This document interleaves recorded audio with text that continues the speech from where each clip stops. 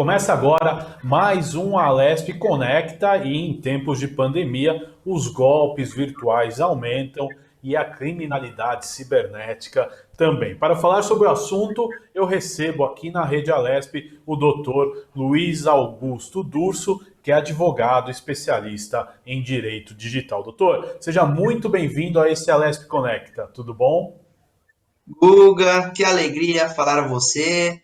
Você é alguém que hoje é um grande amigo por causa dessas entrevistas na TV Alesp e agora, infelizmente, estamos à distância, fazendo de maneira virtual, mais próximos e todos preocupados com a questão do coronavírus, mas principalmente também com a questão de como os golpes em época de coronavírus, de quarentena, crescem, porque a população está em home office, está em quarentena, acaba utilizando o computador e o celular, seja para o lazer, seja para o trabalho, e se tornou, infelizmente, uma vítima nova, uma presa nova para esses criminosos que também estão em home office, que também muitos estão de casa cometendo esses crimes pela internet.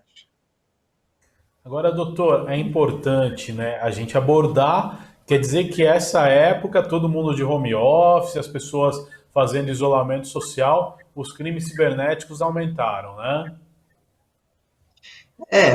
A questão da quarentena obrigou muita gente a utilizar a internet, a fazer home office, sem muitas vezes ter o necessário expertise, a necessária experiência para utilizar o seu computador, o seu celular de maneira segura.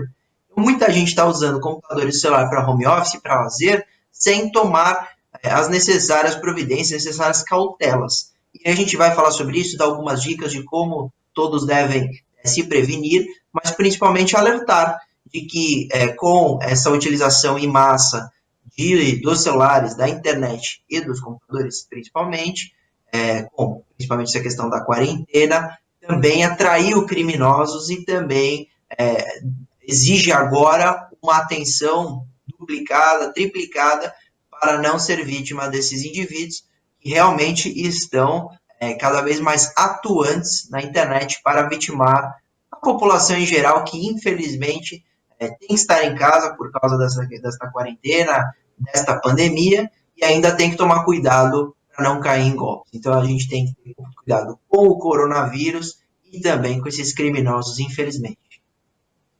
Agora, doutor, é muito interessante que a gente elenque principalmente os crimes aí que tem mais acontecido, os mais comuns, né? Tivemos aí, por exemplo, clonagem de WhatsApp, alguns deputados aqui da casa tiveram seu WhatsApp clonado, artistas, pessoas aí, celebridades, né? Como acontece esse golpe com tanta facilidade, consegue pegar aí celulares, por exemplo, de deputados e de repente clonar? Por que está acontecendo tanto isso, doutor? Bom, em relação aos crimes mais comuns agora em época de coronavírus, tem a questão da evasão, eu já respondo sua pergunta, do WhatsApp principalmente, mas também temos aplicativos febres, então muita gente usando aplicativo de videoconferência sem saber se é seguro. Então, antes de baixar qualquer aplicativo, principalmente esses que se tornam rapidamente populares, pesquise no Google, veja a empresa que produz esse aplicativo, veja se ele é seguro, se não há nenhuma investigação com relação às suas vulnerabilidades, se ele armazena o seu dado de maneira segura, porque isso é uma questão preocupante. Outra questão, teve o auxílio emergencial do governo, e aí a população acabou baixando um aplicativo que era falso. Então o indivíduo achava que estava se cadastrando lá para receber os R$ 600 que o governo está fornecendo, e na verdade estava concedendo seus dados um aplicativo falso, então é um criminoso. Tome cuidado com esses aplicativos, principalmente para essas questões emergenciais do governo. Procure os aplicativos originais, as plataformas originais, nos links de canais oficiais. Com relação ao WhatsApp, infelizmente é uma modalidade que cresce muito claro, com a utilização cada vez mais massiva desses aplicativos de mensagem de texto, de fotos, etc., como é o WhatsApp, e que eles perceberam uma vulnerabilidade, pois para acessar esse WhatsApp em um celular novo ou em um celular de terceiro, basta alguém ter um código. E aí o que o criminoso pensou? Ele falou, se eu ligar para a vítima e convencê-la a passar esse código com alguma desculpa, com alguma história falsa, eu posso conseguir esse código e acessar o WhatsApp da vítima. E assim tem sido. Então, Guga, por exemplo, alguém te liga hoje e fala, olha, Guga, eu sei que você gostaria de vir para uma confraternização da Alesp, que nós iremos fazer assim que acabar a questão do coronavírus, e para você participar dessa confraternização, eu vou mandar um código aí em seu celular. Você, por favor, me confirme que será a confirmação da sua presença. Você, na linha, esse criminoso, pode acreditar nessa história e passar esse código que você vai receber enquanto está na linha com o criminoso. E, na verdade, este código é exatamente o que ele precisa para acessar o seu WhatsApp. Então, vai chegar uma mensagem de texto escrito código de WhatsApp, tem 6 dígitos e lá está escrito, não passe a ninguém. Mesmo assim, as pessoas, infelizmente, no telefone, com esses criminosos, acabam passando. O que o criminoso faz? Instala o aplicativo no celular que não tem número e diz que é você. Com esse número, esse código, ele consegue acessar o seu WhatsApp e vai se passar por você para pedir dinheiro emprestado para todos os seus conhecidos, consumando ali, em regra, o crime de estelionato, o famoso 171 do Código Penal. Então, o que fazer? Aí a grande orientação para todos que nos assistem. O que fazer para não ser invadido? Primeira coisa, nunca passar códigos recebidos. Primeira coisa. Então, se alguém te ligar e pedir código, não passe, verifique se realmente é necessário, se precisa passar. Em regra, ninguém pede a não ser os golpistas. Segunda coisa, é ir nas configurações do seu WhatsApp, de todas as suas redes, o Instagram também tem essa opção, e ativar a autenticação ou confirmação em 2 etapas. É muito fácil. Conta, ajustes do WhatsApp, conta, confirmação em 2 etapas, e lá você vai criar uma senha, como se fosse aquela senha do seu e-mail, senha da sua plataforma, onde o criminoso, mesmo que consiga esse código, ele precisaria dessa senha que você criou para proteção. Seria esse segundo fator, essa segunda confirmação, essa segunda etapa. Então, ativem isso para ter proteção muito maior nas suas redes. E a terceira, Guga, para a gente encerrar a questão do WhatsApp, né, essa explicação, é nunca fazer empréstimos bancários, a quem quer que seja, por solicitação por mensagem. A não ser que seu colega aí, conhecido, te ligue, comprove que seja ele, não faça nunca transferências bancárias, porque, em regra, essas transferências de solicitação de empréstimo, esses pedidos de empréstimo por WhatsApp, são indivíduos que invadiram o WhatsApp. Então, com essas 3 dicas, a gente pode preservar muito aí as pessoas. Pois é, interessante, né, doutor? O senhor explicava também, essa época de pandemia, o governo concedeu um benefício, auxílio emergencial para pessoas que estão aí em extrema necessidade, né? E a gente vê que os golpes já chegaram até aí, doutor. Eu queria que o senhor falasse um pouco disso. Os criminosos, eles não têm dó de ninguém. Pouco importa para eles quem é a vítima. Pode ser o grande empresário, o milionário, ou uma pessoa mais simples do mundo. Esses indivíduos criminosos são tão inescrupulosos que, às vezes, aquele dinheiro que vem oriundo de um estelionato ou de uma distorção seria o dinheiro que aquela família usaria para se alimentar. Mas ele não tem dó de ninguém. Então, ele vai vitimar desde pessoas que têm grandes valores em seu internet banking, como pessoas humildes que ali precisariam do auxílio emergencial para se sustentar nessa época tão preocupante de pandemia, e ele cria um aplicativo falso, um site falso, para obter dados dessas pessoas e muitas vezes fazer com que elas passem dados de cartão de crédito e dados para transferências bancárias. Então, Google, o que demonstra esse perfil desses criminosos é que não tem classe social para atacar. Eles atacam a todos, e por isso a atenção aí, aqui nos assistem, redobrada, é para absolutamente todo mundo. Seja você da classe A, B, C, D, não importa a classe social que você esteja, você precisa ter atenção. Se você pegar um celular e conectar à internet, ou se você pegar o seu computador, usar o computador de alguém e acessar o seu e-mail. A partir de então, o cuidado é absoluto. Agora, doutor, importante relembrar também uns golpes aí que são já normais e eu queria saber se estão piorando no tempo de pandemia. Aparece aquela oferta na internet, o refrigerador que custa R$ 2.000 por um terço do preço, né? E aí a pessoa vai lá na boa fé e compra e geralmente nunca recebe, nunca nem sequer acha o e-mail de reclamação depois. Sim, tem uma pesquisa que apontou que o aumento no cometimento dos crimes pela internet é mais de 100%, e aí atingiu absolutamente quase todos os crimes cometidos pela internet, então houve um aumento sim desses golpes. Eu brinco, Guga, que a internet, que navegar na internet tem que ser similar a quando você caminha por um bairro perigoso sozinho às 3:30 da manhã. Como que você caminha de madrugada num bairro perigoso? Você caminha preocupado, você caminha em estado absoluto de alerta. Se tiver alguém do outro lado da rua, você se preocupa, você desconfia. Assim deve ser a navegação na internet. Você precisa ter desconfiança absoluta de tudo e de todos os links.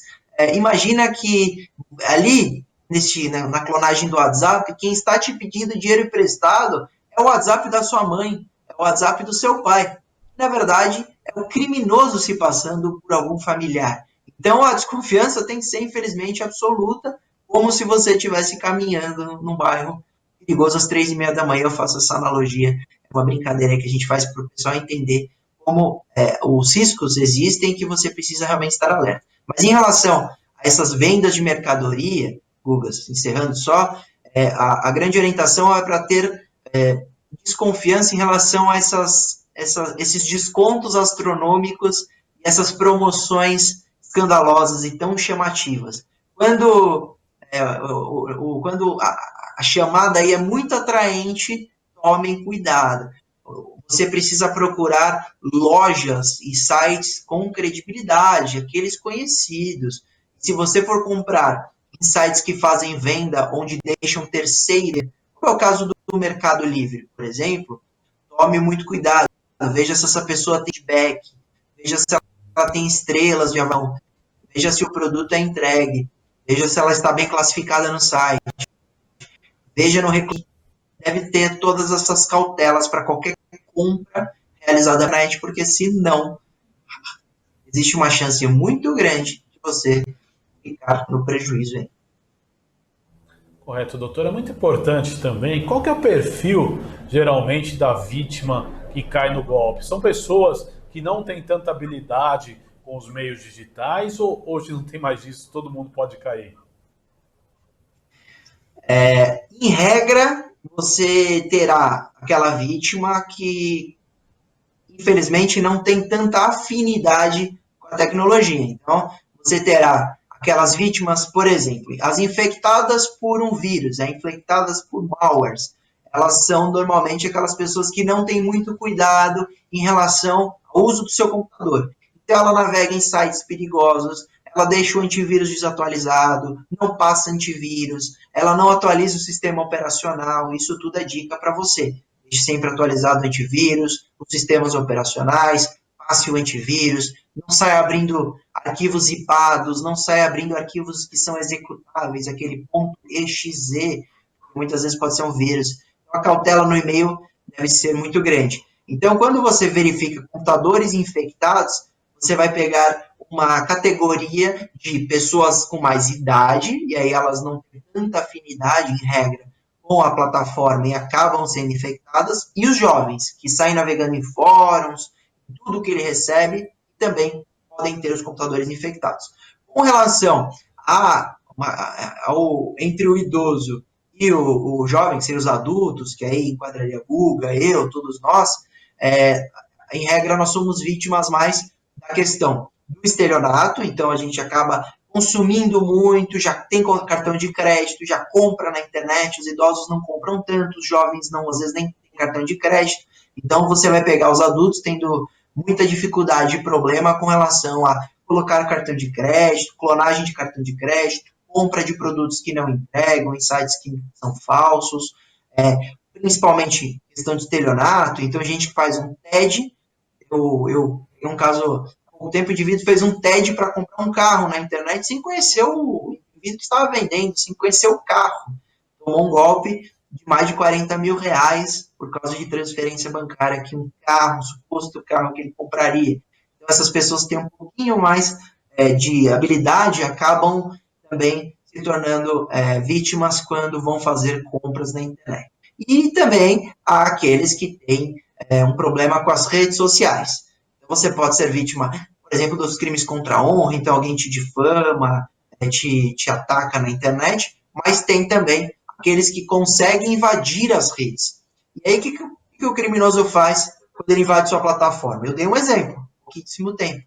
Falei que ele pode se passar por você e pedir dinheiro emprestado aos conhecidos. Mas e se você tem informações que ali são valiosas para você ou não poderiam ser vazadas na sua empresa, na sua família? O criminoso te extorque. Ele comete o crime de extorsão, então ele exige que você faça um pagamento para ele não vazar os dados, ou exige que você pague para ele te devolver o acesso à plataforma. E aí, essas pessoas, esses adultos também, e aí os jovens também, são vítimas, em regra, desses crimes. Além do crime de invasão de dispositivo, aí a gente precisaria de 3 programas para falar de todos, mas esses são os mais comuns e as categorias de idades mais comuns. Então, a orientação é essa, Guga, ter toda a atenção, manter o computador atualizado, o antivírus atualizado, e a desconfiança absoluta é importante também.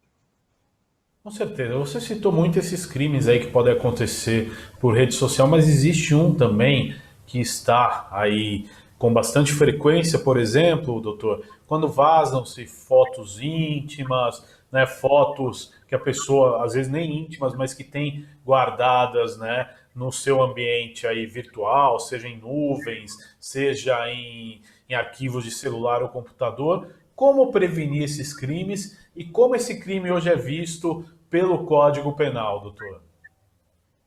Bem lembrado, Guga. Você sabe que um famoso ajudou e muito a fomentar o debate em relação a este crime. E o famoso que eu estou me referindo é o jogador Neymar Júnior.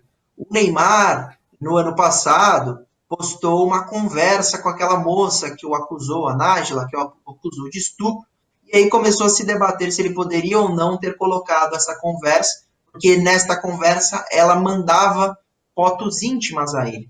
E aí começou a se debater se ele tinha ou não incorrido no crime de vazamento de foto, de conteúdo de nudez ou pornográfico de terceiro sem autorização. Está lá no artigo 218C do Código Penal. É super interessante esse crime, Guga, ainda bem que você lembrou aqui para a gente falar dele, porque é um crime onde indivíduos... Então, você me perguntou, para não ser vítima, a resposta é simples.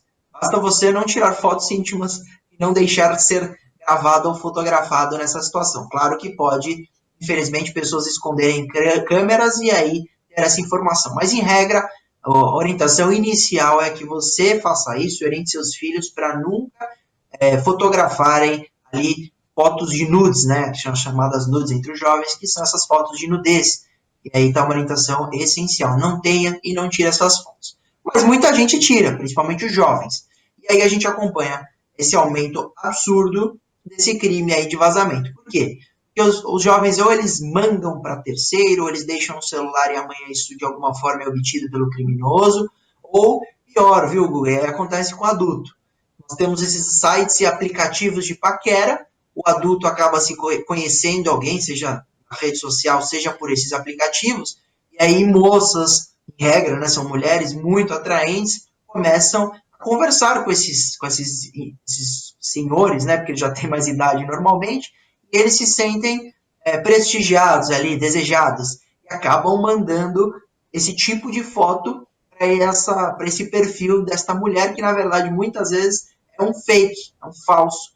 Ali, na verdade, é um homem, alguém, um criminoso, que está com o objetivo único de conseguir esta foto para extorquir.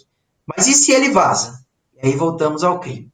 Nós tivemos, lá em 2018, em setembro de 2018, a entrada em vigor da Lei de Importunação Sexual, a Lei 13.718 de 2018. E ela criminalizou, além da importunação sexual, que é aquele crime aqueles indivíduos que, por exemplo, encoxam mulheres no metrô, essas barbaridades, ele também incluiu no Código Penal o 218C, que é o vazamento de nudez, com a pena de 1 a 5 anos de reclusão. E aí hoje, se você compartilhar uma foto de nudez de alguém, seja de quem for, que você recebeu no grupo do WhatsApp, você pode estar incorrendo nesse crime. Então, para não ser vítima, não fotografe, não armazene, não tenha essa foto. Para não incorrer nesse crime, não compartilhe foto de nudez de ninguém, porque se a pessoa ali fotografada não te autorizou, você está incorrendo nesse crime de vazamento, um crime super interessante, porque antes, Guga, quando havia um vazamento de uma foto íntima, aquele criminoso cometia difamação, injúria, e aí a pena a gente está falando de até 1 ano. Hoje, esse criminoso que vaza uma foto de alguém tem uma pena, está sujeito a uma pena de 1 a 5 anos. Então, foi uma lei importantíssima aí no nosso ordenamento jurídico. Agora, doutor, é importante dentro desse crime que a gente conversou ainda, e quando há, por exemplo, vazou algumas fotos, na verdade foram hackeadas, e de repente a pessoa chantageia a outra. Olha, se você não me pagar tanto, entendeu, vou divulgar suas fotos, entendeu? Nesse caso específico, ele é um crime qualificado? Como é que funciona? Se ele de posse dessa foto, se ele vazar, ele incorre no vazamento. 1 a 5 anos, 218C. Se ele exige um pagamento para não vazar, aí ele está incorrendo no crime de extorsão. E aí a pena é maior, porque para o vazamento ele pode estar sujeito de 1 a 5 anos. Para a extorsão, vamos supor que ele não vazou, está exigindo um pagamento para não vazar. A pena da extorsão é de 4 a 10 anos de reclusão. Então a pena é bem maior aí, porque o crime é mais grave. A extorsão já existe há muito tempo, é muito grave, só que agora tem a internet que traz elementos para o criminoso utilizar para extorsão e facilita o meio. Então ele extorque a distância, muitos quilômetros de distância. Então, ele aí, se fizer isso, ele estará sujeito à pena da extorsão, outro crime. Se ele extorque e vaza, ele cometeu os 2 crimes. Então, na verdade, você precisa ter muita atenção com esse conteúdo, porque você pode ser vítima de vários crimes por causa de uma foto de pornografia e uma foto de nudez íntima que você tenha feito. Os casais que fazem isso, inclusive, e é um grande equívoco, né? Agora, doutor, por exemplo, a nossa legislação, ela já está preparada para esse tipo de crimes, para que se evite esses golpes também que acontecem no dia a dia, ou o criminoso acaba, na maioria das vezes, saindo impune pela falta de legislação? Bom, muita gente me pergunta, existe um código para esses cybercrimes? Como que funciona isso? E aí a gente esclarece que, na verdade, os crimes que são cometidos na internet, aí pela internet, em regra são aqueles mesmos que já existiam. Então, desde 1940, quando entrou em vigor o Código Penal, existia alguns desses crimes que hoje são cometidos pela internet. Então, os crimes contra a honra, calúnia, difamação, injúria, a própria extorsão, o furto que dá para ser cometido pela internet. Isso só mudou o meio. Então, o crime é o mesmo, está lá previsto no Código Penal, e hoje só mudou o meio, que é pela internet. Nós temos novos crimes. Então, o crime de vazamento de dispositivo informático. Ele entrou em vigor com a Lei Carolina Dickmann, que foi promulgada lá em 2012. Foi a primeira lei aí que enquadrou um crime digital, um cybercrime. E aí ela criminalizou no artigo 154A, que invade computador. Este é um novo crime. Não dava para, em 1940, falar em invasão de computadores, sendo que nem tinha esses computadores pessoais como tem hoje. Então, nós temos emendas, nós temos alterações, nós temos inclusões no Código Penal e nas leis especiais para trazer a criminalização de novas condutas. Existem lacunas? Existem. Eu, por exemplo, falava de uma lacuna há uns 4 anos que agora foi resolvida, foi ocupada. Foi que eu falava que quando teve a questão dos jogos violentos, jogos que induziam crianças ao suicídio, nós percebemos que não se criminalizava o induzimento à autolesão corporal. Só existia lá no 122, no artigo 122, o induzimento ao suicídio. Então, se o criminoso induzisse uma criança para o suicídio, ele tinha lá a responsabilidade dele e o crime. Agora, e se ele induzisse pela internet para que, se ela se cortasse, uma criança de 14 anos, um adulto, e ele falando, olha, se corte, que é legal, que você vai passar de fase, é um jogo na internet, e essa criança se automutilava, se cortava, não existia criminalização dessa conduta. Ele podia fazer isso e não teria responsabilidade alguma no âmbito penal. E eu sempre falei disso, escrevi artigos sobre isso, nós tínhamos uma campanha, fiz uma audiência pública em Brasília, na Câmara Federal lá, e isso realmente agora foi resolvido com a alteração do 122, que criminalizou essa conduta. Então a gente precisa o tempo inteiro estar se adaptando e se adequando às novas realidades e aos novos crimes que são cometidos pela internet. Mas, em questão legal, nós estamos bem amparados à resposta penal para a quase absoluta maioria, mas quando há uma lacuna ou outra, nós precisamos agir sim. O legislativo tem feito esse trabalho. Agora, doutor, é interessante fazer uma outra questão, o senhor que está acostumado aí com essas questões digitais, nós tivemos 2 episódios no Brasil recentemente que mostraram esse exemplo que eu vou lhe dar. Primeiro, em caso de conversas por WhatsApp, se uma das partes divulga sem o consentimento da outra, pode ser tomada alguma medida jurídica, doutor? Bom, eu fui entrevistado por alguns sites e por plataformas de jornalismo quando do fato do vazamento aí, né, da apresentação do Sérgio Moro, da conversa com ele, com o presidente.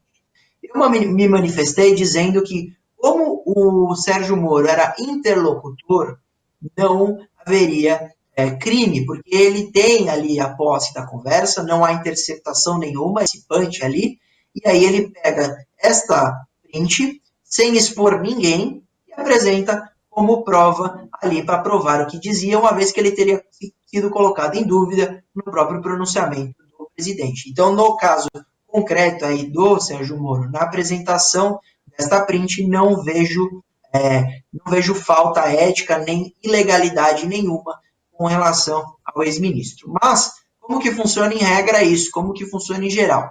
As pessoas ali podem usar, sim, prints de conversa que ela participa para apresentar, por exemplo, em ações, seja você vítima, seja você ali o proponente. Então, você pode usar isso como prova, desde que você seja um dos participantes, e desde que você, se for publicar isso na internet, onde certamente não é o meio certo para qualquer coisa, né? Você, se quiser processar a pessoa, você tem que procurar o judiciário e não postar nas redes sociais, você não pode expor o interlocutor. No caso concreto, aí nós vimos, não há nada ali constrangedor, não há nada ali que exponha o nosso presidente. E sim, só uma mensagem, uma notícia que ele teria enviado.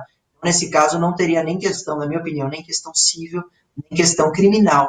Então, se você é participante, sim, ali você pode se utilizar desta prova, desta print da conversa, não tem problema nenhum, na minha opinião. Tivemos outro exemplo que as pessoas lembram bem quando houve um vazamento de conversas de outro aplicativo por questão aí de hackers, né? E a pergunta vai, a gente sabe que esses hackers foram presos e tudo mais, mas se em caso, né, algum desses vazamentos tivesse uma prova ou uma questão que fosse oportuna para investigar um outro crime, como funcionaria essa questão? Porque foi um vazamento ilegal, né? Como funciona? Bom, com relação à invasão das redes sociais, principalmente do aplicativo Telegram, de autoridades no Brasil, eu entendo que, obviamente, se houve uma invasão, isto é crime e precisa ser apurado. A grande dúvida à época foi se esta prova resultante da invasão poderia se aproveitar como prova da defesa para justificar uma possível exclusão ali de uma suspeição do juiz da causa. Nesse caso, eu também aderi aí à ideia de que, a tese de que, se é para aproveitar para a defesa, essa prova pode ser sim utilizada. Imagina se, oriunda de uma invasão, surge uma prova inequívoca da inocência de alguém que está sendo condenado ou processado aqui no Brasil. Se esta prova é pela absolvição, entendo que ela pode sim ser aproveitada no processo. Agora, se esta prova serve para punir a íria contra a questão de todos esses princípios constitucionais que protegem, né, o direito do réu, e aí eu entendo que seria uma prova ilegal. Então, para absolver a defesa, eu vejo podendo ser utilizado.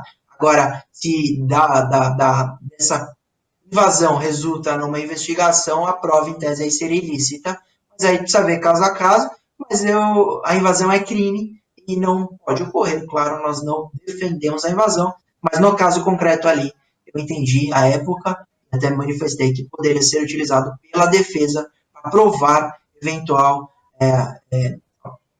situação que nesse conjunto probatório absolveria ali o réu.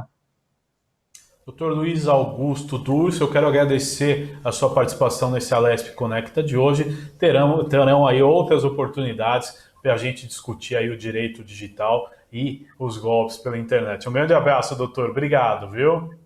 Guga, muito obrigado, foi um prazer. Fiquem todos com Deus, se cuidem, quem puder fique em casa, porque nós não conseguimos falar, o tempo é curto, mas também estamos vivendo uma pandemia de fake news.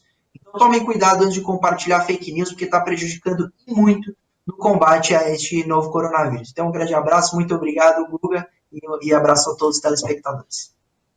Muito obrigado. Falamos no Alesp Conecta de hoje aí de golpes pela internet. Você pode ver e rever este e outros programas em nosso canal no YouTube. Até nosso próximo encontro. Tchau!